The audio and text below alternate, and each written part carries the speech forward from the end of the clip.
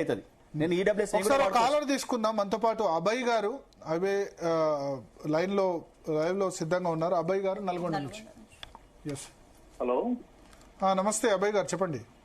నమస్తే అండి. ఇప్పుడు మాధవరెడ్డి గారు ఆర్థిక పరమైన రిజర్వేషన్లు ఇవ్వాలా, రిజర్వేషన్లు మొత్తం ఎత్తేయాలా అంటుండు.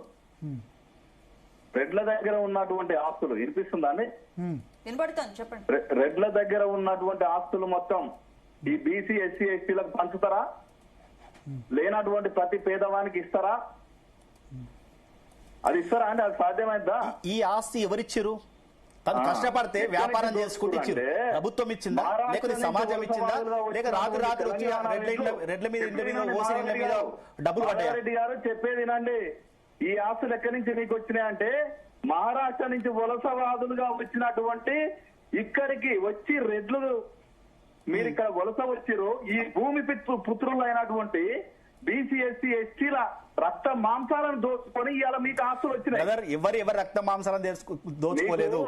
ఎవరు ఏ కులం వృత్తులు ఎవరు చేసుకున్నారో వాళ్ళ కుల వృత్తి ప్రకారం సార్ ఇలా కుల వృత్తులు చేసే వారికే రిజర్వేషన్ చెప్పారు. ఈ ఇతండవాదము మా దగ్గర డబ్బు ఉంది గుంజుకుంటాం ఇదే మాటలు సార్.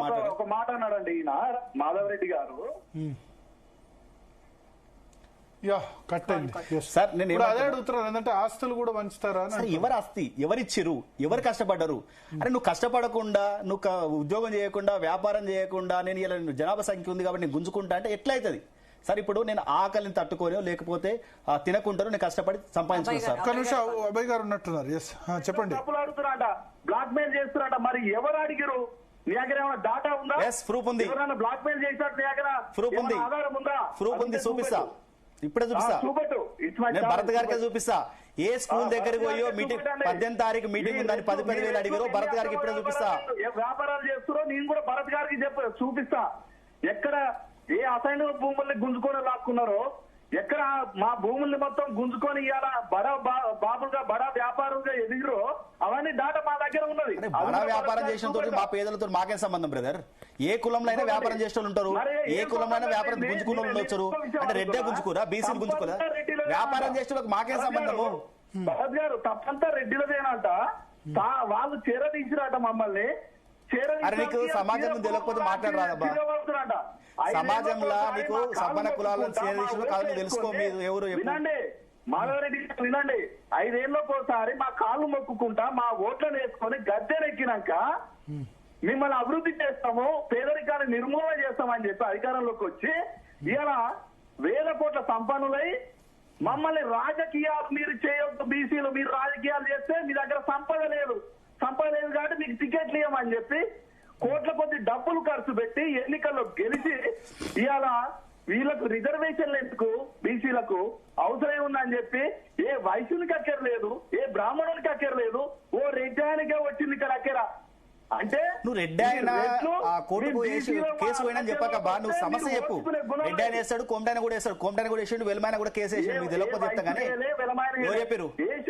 వెల్మాయన కూడా వేసాడు. మాధవరెడ్డి గారు నాకు 42% బీసీ కూడా వేసాడు. రిజర్వేషన్ వస్తే మీకెందుకు నొప్పి అంటున్నా. నువ్వు భారత రాజ్యాంగం నమ్ముతావు కదా. రిజర్వేషన్ వస్తే మీకెందుకు నొప్పి, మీకెందుకు ఆకలి, మీరెందుకు పరుచుకుంటలేరు? సంఖ్య భారీ ఉస్లి ఇస్తే దారి అని ఎవరి జనాభా ఎంతో వారి మాట అంత అన్నట్టు బీసీల జనాభా ప్రకారం రిజర్వేషన్లు ఇవ్వరు. బీసీలలో ఆర్థికంగా సామాజికంగా వెనుకబడిన వాళ్ళకి మాత్రమే రిజర్వేషన్లు. మీరు అది కూడా తెలియకపోతే ఇప్పుడు మీరు స్పష్టంగా చెప్పండి అబ్బా, రేపు 10 సంవత్సరాలకు ముస్లిం జనాభా పెరుగుతుంది, మీరు అప్పుడు రిజర్వేషన్ అంతే ఇద్దామా? ఇలా 10 సంవత్సరాల తర్వాత బీసీ రిజర్వేషన్ పెరుగుతుంది, ముస్లిం జనాభా పెరుగుతుంది, అప్పుడు రిజర్వేషన్ ఇద్దామా? మీ యొక్క సంపదను బీసీ ఎవరి సంపద? ఎవరిచ్చి సంపద? అది చేతనైతే మీకు ఎవరిచ్చి సంపద? ఇదేం ఆర్గ్యుమెంట్ అబ్బా? ఎవరిచ్చిన సంపద అంటున్నా, ఎవరికి ఇచ్చిన సంపద?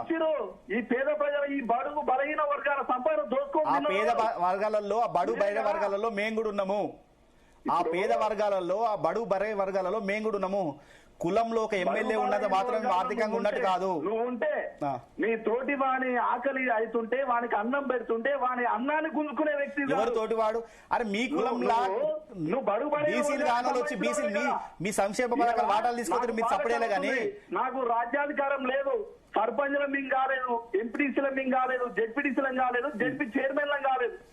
ఇంకా అయినోళ్ళు, ఎమ్మెల్యే అయినోళ్ళు, మంత్రులు అయినోళ్ళు, జెడ్పీ చైర్మన్లు అయినోళ్ళు జాతులు ఉన్నాయండి. ఇప్పుడిప్పుడే మేము మేల్కొని ఆ ఎంబీసీ జాతరకు మీరు ఏం చేసి చెప్పండి. మీ బీసీ నాయకత్వం ఎంబీసీ జాతరకు ఏం చేసి చెప్పండి. బాధ అంటున్నా. ఇప్పుడు ఎంబీసీ కులాలకు ఒడ్డరి కులం ఉంది. మా ఒడ్డరి కుల సోదరులకు మీ బీసీ నాయకులు ఏం చేసి చెప్పండి. ఏడ అవకాశం కల్పించారు చెప్పండి. ఇప్పుడు భరత్ గారు ఏం చెప్పారు, 50% బీసీ జనాభాలో 50% ఉన్నటువంటి 5 కులాలు మాత్రమే, 5 కులాలే 50% ఉన్నది. మిగతా కులాలు 50% ఉన్నాయి. మరి 95% మీ 5 కులాలు తీసుకొని మిగతా 50% ఉన్నటువంటి బీసీలకు 5% ఇచ్చిరు. ఇలా సాకరులకు, మందలకు, కుమ్మరులకు, కమ్మరులకు, ఒడ్డరులకు ఇలా రిజర్వేషన్లు ఇవ్వలేదు మీరు. మీ కులంలో ఓసీలు వచ్చి మీ కులంలో చేరితే వాళ్ళకి రిజర్వేషన్ ఇస్తారు తప్ప మీ కులంలో ఉన్నటువంటి ఎంబీసీలకు రిజర్వేషన్ గురించి మీరు మాట్లాడతలేరు ఇప్పుడు కూడా. మేము మరి ఎందుకు అడగరు? వీళ్ళు బీసీలే కాదు, మా ఫలాలు వీళ్ళు పొందుతా ఉన్నారు, మా ఫలాలు వీళ్ళు తింటారు, వీళ్ళు ఎందుకు ఉండాలని క్వశ్చన్ ఎందుకు వేస్తలేవు? ఇప్పుడు నేను రిజర్వేషన్ ఆపినని మీరు అడుగుతా ఉన్నారు. మరి మీ ఫలాలు తినటోళ్ళను వీళ్ళు మాకు సంబంధం లేని వాళ్ళు వచ్చి మా ఫలాలు తింటుంటే వీళ్ళు మా దగ్గర ఎందుకు ఉండాలి, మా క్లాసులు ఎందుకు ఉండాలని అడగట్లేదు. ఓకే, ఇంకో కాలర్ సిద్ధంగా ఉన్నారు. సైదిరెడ్డి గారు సూర్యాపేట నుంచి. ఎస్ సైదిరెడ్డి గారు నమస్తే అండి. నమస్తే. ఇప్పుడు ఈ కులాల పంచాయతీ 42% రిజర్వేషన్, ఈ కులాల పంచాయతీ పెట్టిందే రెడ్డి, రేవంత్ రెడ్డి. అసలు ఈ కులాల పంచాయతీ ఇంత ముందు ఉన్నాయా? అసలు ఏ ఉద్దేశంతో సాధ్యం కాదు, ఈ కొద్ది టైంలో సాధ్యం అయ్యేది అని ఇప్పుడు ఈయనకి రేవంత్ రెడ్డి ఈ కొద్ది టైంలో 42% రిజర్వేషన్ అనేది సాధ్యం అయిద్దా? అంటే మీరు ఇవ్వడానికి సపోర్టా వ్యతిరేకమా 42% రిజర్వేషన్ ఇచ్చేందుకు? 42% బీసీలకు వచ్చే రిజర్వేషన్ అనేది సపోర్ట్. నిన్న వెంకటరమణారెడ్డి గారు మీ డిబేట్ చూస్తున్నా, అది చాలా కేటగిరీగా చెప్తున్నారు. కులాల గురించి కాదు, ఆర్థికంగా. ఇప్పుడు నేనే ఉన్నానండి, 4 ఎకరాలు నాకున్నది. మా ఒక అమ్మాయి బీటెక్ 3rd ఇయర్ చదువుతుంది, ఇంకో అమ్మాయి 2nd ఇయర్ చదువుతుంది. ఇద్దరు కలిసి ఇయర్లీ మినిమం ఖర్చు వాళ్ళ ఖర్చు 4 లక్షల పైన ఉంది. నా పంట 4 ఎకరాలు. ఏ అప్లకాడికి పోవాల్సిందే కదా. ఒకవేళ అంటే కౌలు చేసుకుంటున్నావు, నా బాధ నేను పడుతున్నా. ఇప్పుడు ఈ రిజర్వేషన్ అసలు ఈ పెట్టండి లేని వాళ్ళకు. ఇప్పుడు ఉన్నోళ్ళ లేని వాళ్ళు, ఉన్నోళ్ళను ఇప్పుడు తక్కువ జాతిలో ఉన్న వాళ్ళైనా సరే వాళ్ళల్లో ఉన్న వాళ్ళు ఉన్నారు, లేని వాళ్ళు ఉన్నారు. ఎక్కువ జాతిలో ఉన్న దాంట్లో ఉన్న వాళ్ళు ఉన్నారు, లేని వాళ్ళు ఉన్నారు. ఈ టైంలో ఈ 42% రిజర్వేషన్ అసలు సాధ్యం కాదు. ఇప్పుడు తెలిసి ఇప్పుడు ఈ రామజగంగా కులాలు కుంపట్లు అని చెప్పుకున్నట్టు ఇప్పుడు తీసుకొచ్చిండు, ఎట్టిండు ఇప్పుడు ఇది. అంటే పార్టీ ఇప్పుడు నిర్ణయం, రాహుల్ గాంధీ అక్కడ జిత్ని ఆబాది ఉత్ని భాగదారి అన్నాడు. పార్టీ నిర్ణయం ప్లస్ ఆయన చరిత్రలో నిలిచిపోవాలనుకుంటున్నాడు రేవంత్ రెడ్డి. బీసీలకు 42% గ్రౌండ్ లెవెల్ చేయాలి కదా. గ్రౌండ్ నుంచి ఇప్పుడు తమిళనాడు 60% అబౌవ్ ఉందని అంటున్నారు కదా. అవును, వాళ్ళు ఏ రకంగా చేసిరో స్టడీ చేయమని. వాళ్ళు ఏ రకంగా అసలు వాళ్ళకి ఏ విధంగా సాధ్యం. తమిళనాడులో ఒకటి చెప్పాలి ఏంటంటే, తమిళనాడులో ఒక బ్రాహ్మిన్స్ తప్ప అందరూ బీసీలు. సరే ఇంకో 20% ఎంబీసీలకు ఇచ్చారు. అక్కడ 94లో సుప్రీంకోర్టు కూడా నేను రివ్యూ చేస్తాను. మళ్ళీ 94లో సుప్రీంకోర్టు కూడా ఏదైతే 9th షెడ్యూల్ పెట్టినామో దాన్ని రివ్యూ చేస్తాను. ఇక్కడ నుంచి పోయిన రెడ్డిలు, ఇక్కడ నుంచి చేస్తారు. లేదు, ఇక్కడ నుంచి ఇక్కడ రెడ్డిలు, కమ్మలు, కాపులు 1947 బిఫోర్ పోయిన వాళ్ళంతా కూడా అక్కడ బీసీలే. ఇప్పుడు పోతే ఓసీలు అవుతున్నారు, కానీ పాత పోయిన వాళ్ళంతా కూడా ఇప్పుడు కూడా 9వ షెడ్యూల్ పెడితే అయితే అని అబద్ధం చెప్తా ఉన్నారు. ఎందుకు అబద్ధం చెప్తారంటే సుప్రీంకోర్టు నేను రివ్యూ చేస్తాను సార్. పరిస్థితులు అర్థం చేసుకోకుండా, కోర్టు తీర్పు అర్థం చేసుకోకుండా ఉత్తనే జనం మీద నెట్టేసి పంచాయి కుమ్లాట పెట్టి ఇదంతా ఏంది సార్? ఇది తెలిసి కూడా మనం తప్పిదాం. ఇప్పుడు ఇంతమంది మేధావులు, ఇంతమంది టీవీ ఛానళ్ళు అనాలిసిస్ట్ చెప్తా ఉన్నారు. చెప్పినా కూడా అది నువ్వు ఏ రకంగా చేయాలనో రూపకల్పన చేయకు, అది జరగకుండా ఇప్పుడున్న పరిస్థితుల్లో 50% దాటొద్దు అనేది స్పష్టంగా అర్థమవుతున్నాక ఇంకా ఎంతసేపు రాగదీసుడు ఈ కులాల మధ్యలో పంచాయతీ పెట్టి ఇప్పుడు తమ్ముడు మిత్రుడు కాలర్ అన్నాడు మీ ఆస్తులు ఇస్తారు. ఎవరు ఆస్తులు ఎవరిస్తారు సార్? ఎవరు సంపాదించుకున్న ఆస్తులు వాళ్ళకు ఉంటాయి.